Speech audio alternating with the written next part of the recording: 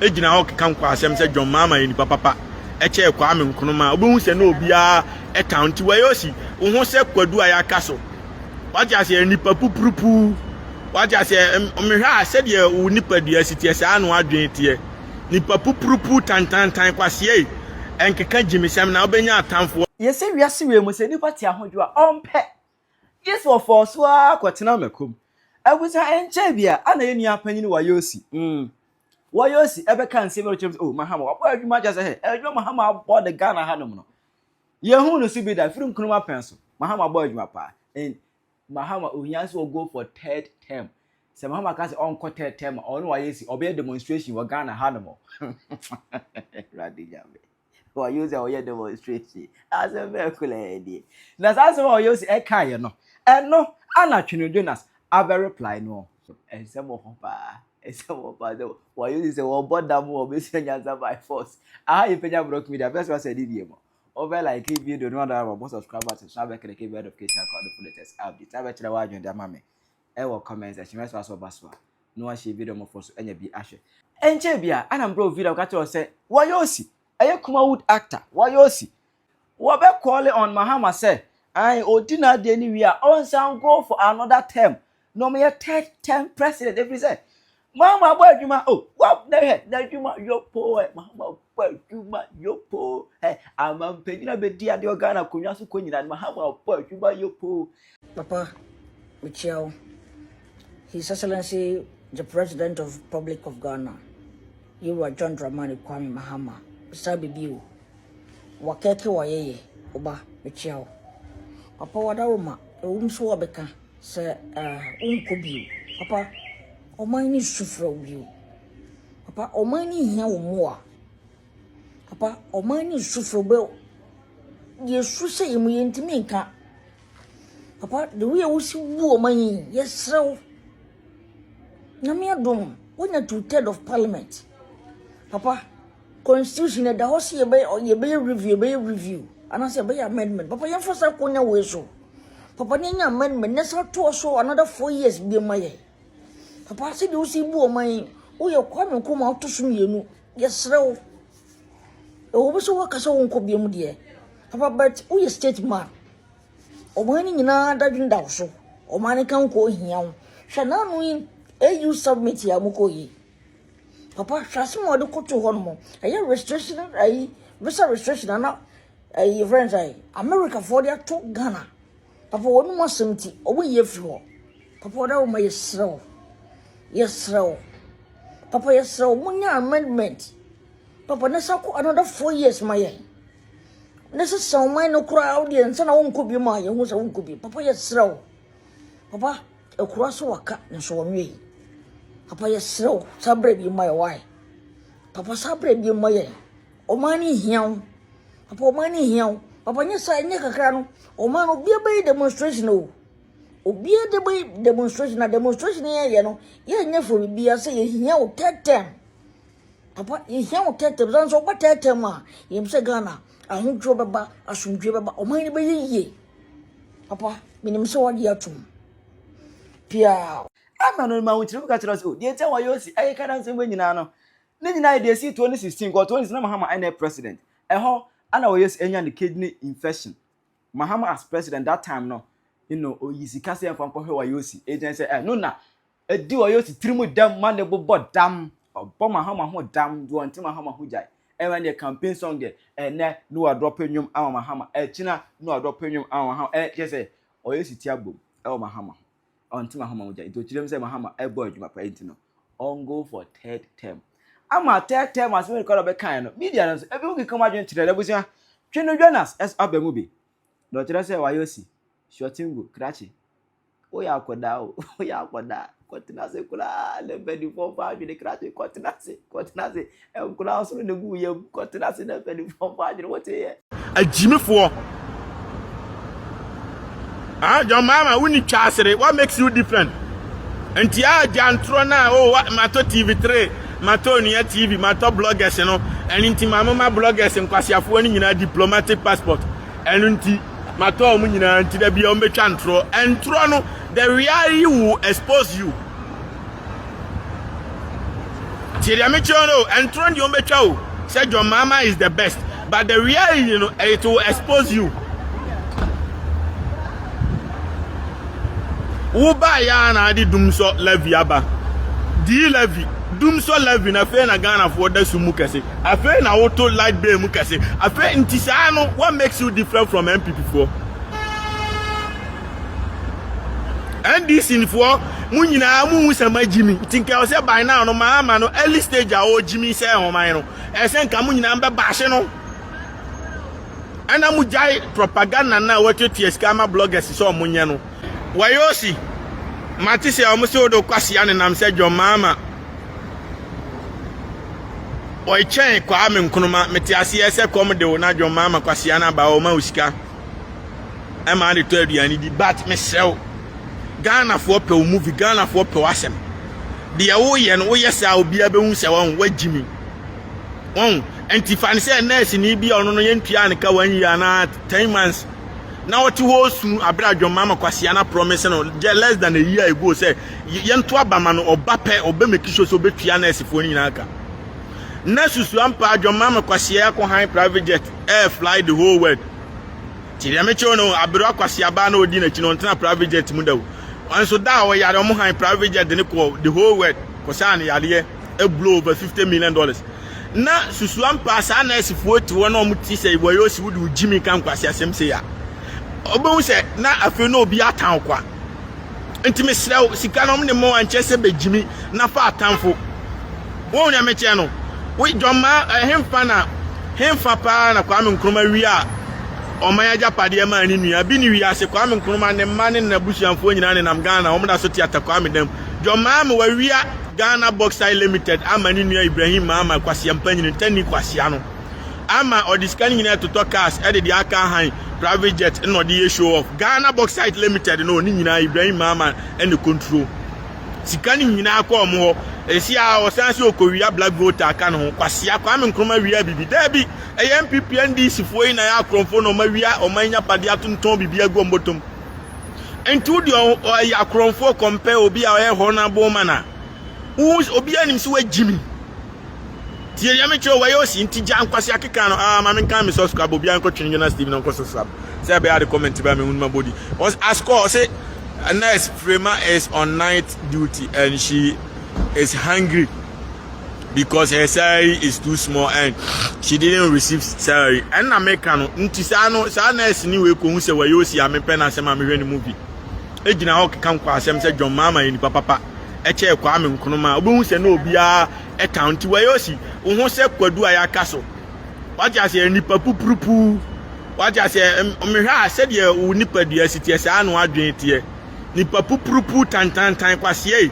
enkeka jimisem na obenya atamfo ekina ya me de John Mahama ne NDC fo ne co-position enti ya de omko position a omunya scanto aduane ma oni bi onti ja jimi no mpa atamfo ma ho e bia movie no obi wo ha obefra mo akotwa bi anya kakra to aduane adi ntinke kan Kwasea sem John Mahama bia ntime meye second president wo ya aboa ye mpe Kwasea obesisa akromfo any criminals afri America begu Ghana ye pe mampanyini a obebo de security ho ban eno ye se Scotland Ghana ni akọ frɛ ne ho ohene wo ho o ma china de na koto deportation camp o mu deport no ye te Ghana ala tania boa te kromu wo se wato o mampanyini ato Ghana police frɛ ne ho Iboken anya me na osuro mi ankasa amre wa ba beku Ghana fo nyina me na mama ne warning say enipa omaku Patrick Tete omaku Ghana fo aku a John Mahama ntimi nchi Iboken no enipa to no ana me mama ne warning say onim na okun foforo ka ho a me amebo pa ma obi akoku no oma chemba bi oda nyina anu an say mabeka tie yo no se china me koku Iboken nti ade achi no awu a obi antimi mowa Wayoosi first no Kumawood data waka asem bi ye nyina wo de ye nti asem no na ye wie be analyze na wo de wadwen kyerɛ abadam so meda ma dwen kyerɛ abanti ye ntie oba echiao apa wada uma so wadaka se unkobi apa omani sufro bi apa omani hia wo moa apa omani sufro be yesu se mu yentimi ka apa de we wusi wu omani yesrew na me adom when to head of parliament papa constitution da house ye be review and I say be amendment papa you first akonya we so Papa Nya man, never to so another 4 years be my. Papa said you see woman, who you come out to soon you. Yes, sir. Oh, so what can one be dear? Papa, but who is state man? Or when you know that in doubt so, or money can go here. Shall not win, you submit Yamoko. Papa, trust me, I look to one more. I have restriction, I miss a restriction, I'm not. A friend, America for that to Ghana. Papa, 1 more 70, over year floor. Wayoosi, me blame you. Me name so ye Penyah so that so ya crowd said you mean. Because he say a minor yetim no. Who is you crowd blàst. See how to we. The paste credit good brush no school to years no. I am crown na issue. Who is you crown boxer? Crown tadie. Crown pabwa. Who say ye pabwa and mema pabwa boy di who to be. Crown de unya bia na ko wani. Hwe. Wayo. Ebi ade ba ko pan e wo ho a ebi a wo ye omoje mpanyimfo de ye se wo kobu ti asa ene de omunim nkoranti no omunim panyiti ene kora bi o be charge nkoranti Wayoosi ti me hwe wo height no a man wo hu nko akiri enti na ama wo kase John Mahama se na osibu man no papa anti ye man nto aso na ye nyese ti I'm not here to say anything bi e be go anim ase na me hwe a wo nkora adwene ne da otirim. Because if you risk visa restriction ya waka ho asemi e kuju tabla kwa ni John Mahama omo nsem bi omkoye ana ye de restriction na e bae ana afi omo san akwakoya de foforo akwakọ swape ye friends deportees anyway na omo se de ye besen ye restriction afi ho eno ya asema ye bi nsida ye de Wayoosi panyin no sa akorete se wo be gina abontene tambia na me kase sebi mpreduasa se mpo obi asabi o wagimi no se wo kana no tumu ayibu no so we nyansani Wayo, we Penyah so ya akora o nsem bi sei no eje ko mbeka asem wi eje se eje ko MPP ni asem but media we no obia en regulate you ye ni aye data ne dia betena so nti ye senye besi aka no ebia na wo beten fie na wo betena nya wo de but ye so yaka wontimi nya ehwe dia na be Wayoosi, minim so ko ka asem bi amagana fo no mu bi etwa wadapa ba mamen ka asem nchiro Omehu hayeti obia woni kokromoti obia te omanmu obia nim se de omanye ko esiba se enya obia wano obia wadwene obia wania ode behwe obia wano ode beka obia wadwene ode bedwene na adwene ede asiafa enya wo na wo be kasamafo ama timemufo no mu bia omo ne wadwene nko benkrom. And I'm so many waging called them couldn't know much what I know because one call my journey. We because a one Kenya me agony. Intimacy so out to I agony on Hokakra. I agony on Hokakra. Maybe I will at the teacher won't fum pomo. Or no more because I didn't show more fum pom and no more is your honor. When your privilege, so just in tears, I agony. Wayoosi was here and the ever Ghana your uncle amend the constitution no on to us. Wayoosi one way even at this packet Nikan. Oh son one nice saying at this packet Nikan. One for Jimmy and free wow. Now the agro me descend or so. Wa patches are driver. For Jimmy so Kroma Kwasea for in a camp free education once of the week. No Ghana in Timengasa. I mean, you're free. I could do ba who has mammy the crime and Bafasu Kruma. Wayoosi, who se kodusi, wate, who se kodusini, 3 feet nipa etisawo. Wo, 3 feet nipa etisawo Wayoosi. O se de, wo na Wayoosi o se de no. Oba kokra mramono, me cheo bebrebe, enso hweme, na ye de mi gina ho ne ye de wo Wayoosi gina ho a. Wo wase wonya 80 years. Ungusu obi onye 90 years Wayoosi kodusini bi etesew yema Mahama enko another 4 years biem wadwene nya adwuma wo enam se wo enkran so ne gu uyafunu munti enkran so ne gu uyafunu munti kese Mahama enua ama uyare Mahama enua ma osika ama wo de ko sa ho yade uje okra wo yare ho nto go wabọ kokra mram no Wayoosi yema Mahama nkof another 4 years biem opa won temten hwade ne kubo hu se nipa ewo Ghana ha se de na minua blogger na ka no asia bia na me ohu se kurobo nko esi paso so no atene fe no kurobo nko no Wayoosi ohu se kurobo nko esi paso wate wabọ akokra mramu no eje kokura onisi so eje ko na ne ba no eje kokura ya brant eche Wayoosi 3.5 feet etise wo wo shatare a wo material wan ya de kura enu na ade pam atare hye wo mpabo hyew eye kanse enkura mpaboa eti wo no wo jimisem na wo beka oh adwon boni sentina mo industry no aguo no sa mo movie industry na aguo adwon boni sei otiase enunti ena nka nyame amfa fukwan mu a adwon boni sei ye ntina nka wo nyame amfa fukwan mu nka wo to na no monsie no because wo akora asuko do mete sa wo hwa adwena wo dwene ye mane nko another 4 years as ye jimifo Wayoosi say me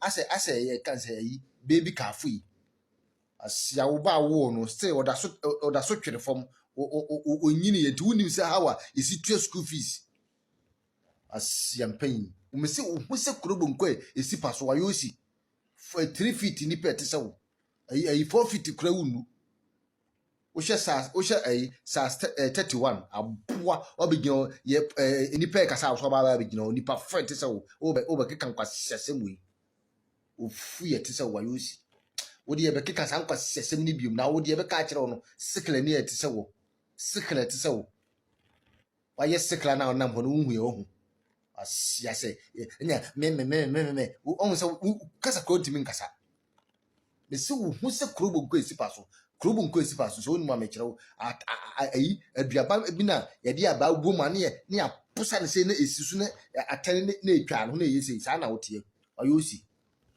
obba kokora amram no hu se obi a wonya 90 years wonim dua se obi a wonya 90 years Wayoosi so me che open wo me che opebiri man che kwa me che be se 10 years asia bi jan be ki kan Kwasea sem se ane ye mama hama se de papa se de wusi wuro man abo ntide o man yi kwanti wo ni je ho because wo ye ma obidi me se mo selfish interest nti na ne ma twon boni ntina in movie industry na guo no atwon boni se ye ntina guo no na ye se ma to apete na ma bobo asa ai wonim hu se ayi kan se we dwanyini say ane ye said you see rule man who 2/3 of parliament in Tiaman Yaman Mahama Sanko another 4 years kofa wunni no se Wayoosi kofa wunni no se no abusuafo na mo konko change constitution na nka Mahama ekobom se nipa okrum a ni twasi Wayoosi abusuafo mi enche video ya da simrani emati ente hu tew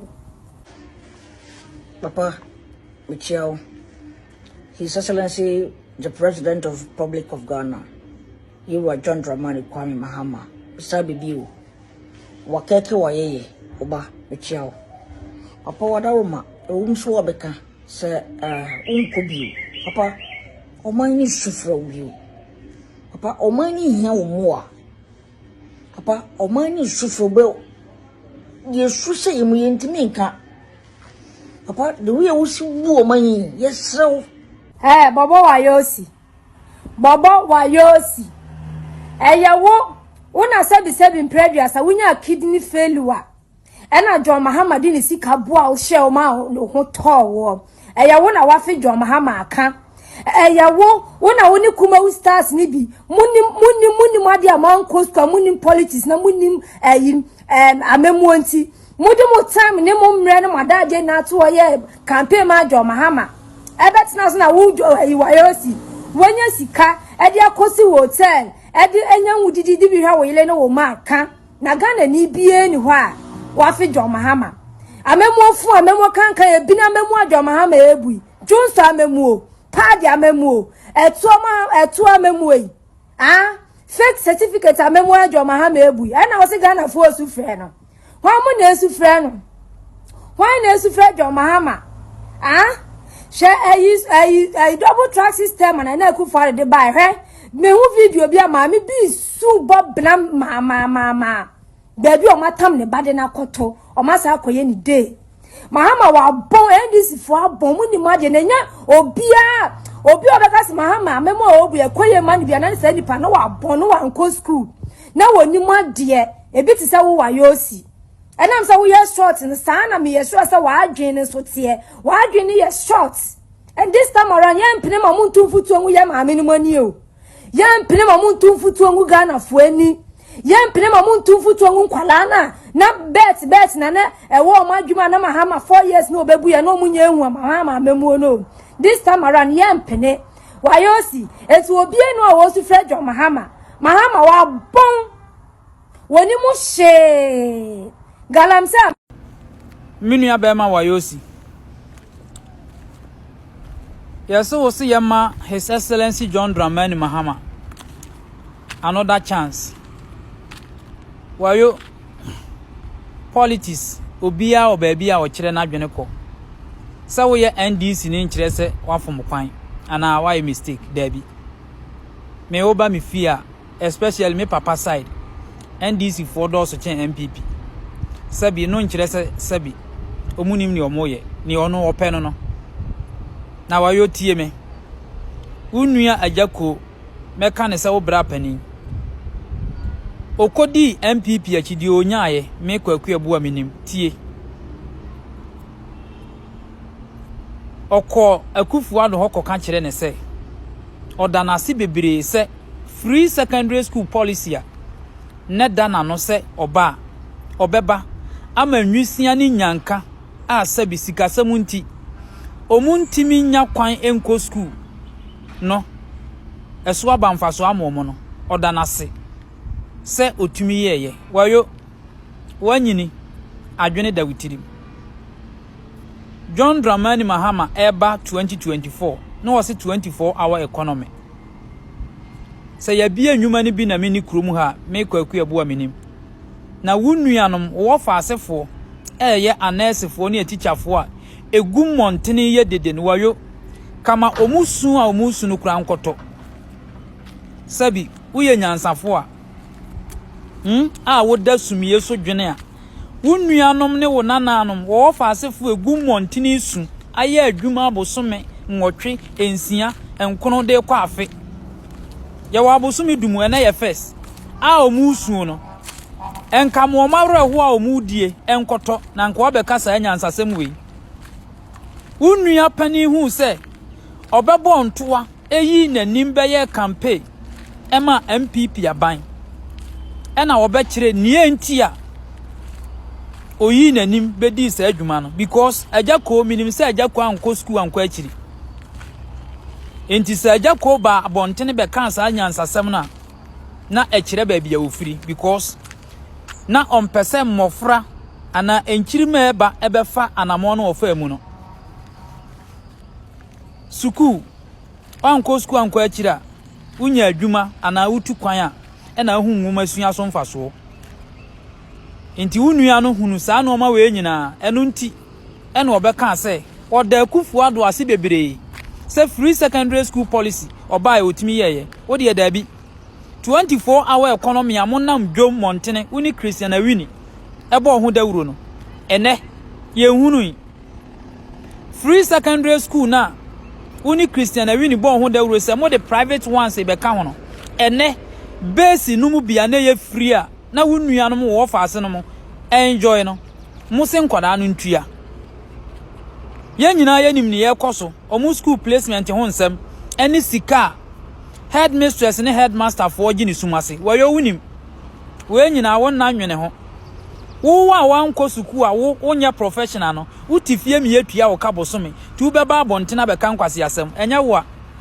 wayo nya wo why enya wo a wonim wudi tworo no nurse ni ya adwuma bosome enkono de kwa afi yentua ne ka wo utifie unsi classroom da ye tua wo kama wunya sika to aduane wo yere ne wo madi ebinim se omo hospital base omunya sika ntua other utility base omunya sika ntua wo wote wo unsi classroom da degree bia ni we kura wo bosome som ye tua wo ka enti John Dramani Mahama nko another extra ayi enya wo wayo nya wo na mo Ghana celebrity fo ne staff no eya amodwene se mo nko ana sabi ekomode mo a ewose mo voice out ma aban ne tie mu ye de ye nya nipa ne yeto oman mu mo adwene mumu pii no mo adwene no Ghana staffo siniyifo nsɛmtwerɛfo Ghana celebrativefoɔ me say moyɛ mo adwene sɛ mo nkoa na sabi sɛ kɔm de mo a ɛwɔ sɛ aban no ehunu mo haw saa na mo adwene tie 80% of mo adwene no mo nkoa na sabi ɛwɔ sɛ mo usu a ɛwɔ sɛ aban no tie because mo adwene ne sɛ mo no ɔman no ekura mo enti wo baba out abɛkeka nsɛm hu no wayo unifo udi bem sɛ wonsi classroom da na woje bosumi akatua na wonua ayɛ adwuma abosomi dude kɔ afe yentua ne ka ni wosi montene asesa kɔgyan abonu komu sɛdeɛ sabi ni nua kuma bi a wani ni nkwa na amen awuo na wo mɔte agu montene ɛyɛ demonstration unifo udi bem ai because sabi wonya president ono wonwene nkonkan enwene sabi enwisia ne nyanka ho a oba besi wo man yiso a osesa sikama nkwaseyafo di kwa binum tesamo a monya adwuma ema wo man no eni ntu beba se yensa ama na another extra time because okọ ebe hawo obi a wonko teacher training da na woji akatua nursing training wonko bi da woji akatua wonko secondary school da abosome so etua wo kade. How come say wo bom pa say Mahama nko mane nsantena ban mu mo na mokatua beba this is what Twene Jonas abeka as a response to nsɛm a wayɛ ɛka yɛ no wo so betu akyerɛ wa adwen ɛwɔ comment section aha yɛ Penyah Block Media.